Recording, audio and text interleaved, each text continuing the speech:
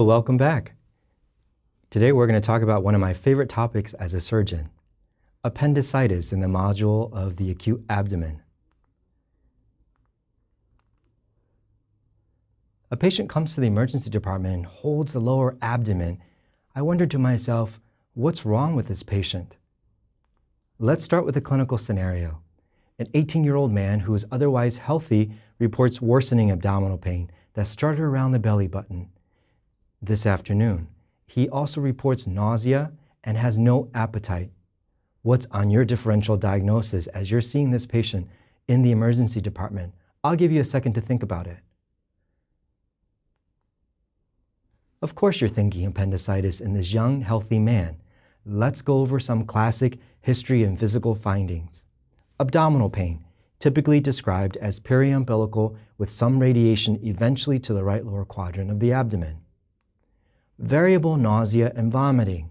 Again, this is complicated by the fact that when patients present with abdominal pain and nausea vomiting, we sometimes are thinking small bowel obstruction.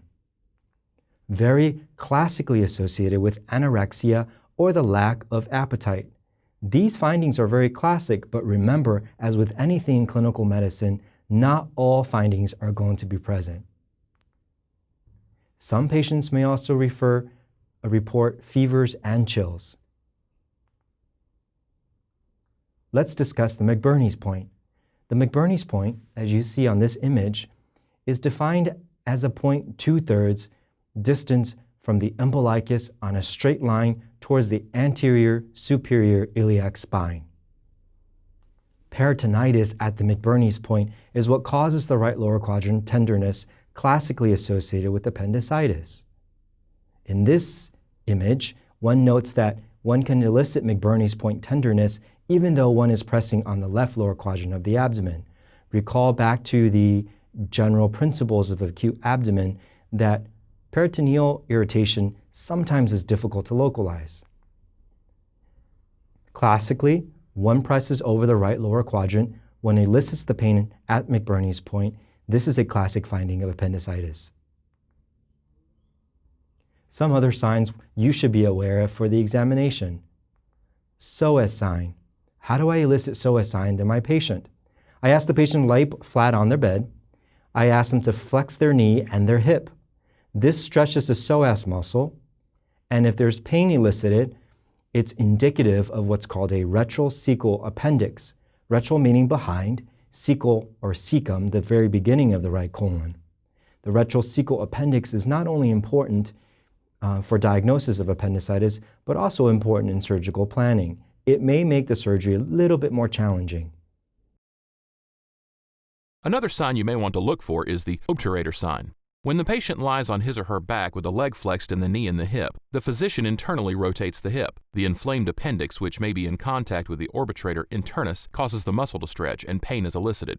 Lastly, the Rovsing sign is produced when pain is elicited in the right lower quadrant during palpitation of the lower left quadrant. Let's stop for a second. What special considerations if the patient was a woman that I presented? I'll give you a moment to think about this.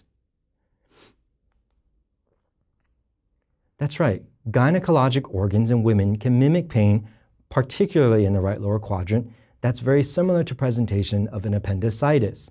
Let's go over some of the differential diagnosis of gynecologic organs that can cause similar pain. Ovarian torsion, ectopic pregnancy, and pelvic inflammatory disease, which is far more common than you think. Clearly, the clinical scenario has to fit one of these presentations. Pelvic inflammatory disease is particularly important because the management for pelvic inflammatory disease is medicine alone or antibiotics alone versus appendicitis, which is something that we would offer surgery. So if you can diagnose ahead of time that it's pelvic inflammatory disease and not appendicitis, it's all the better for the patient. Ectopic pregnancies are very important to consider. This is why in all pregnant eligible age patients, we get a beta HCG or a urine pregnancy test. Most patients get some routine labs. Most of chemistries are going to be not very helpful. However, the vast majority of patients who have true acute appendicitis will demonstrate an elevation of their white blood cell count. also known as leukocytosis.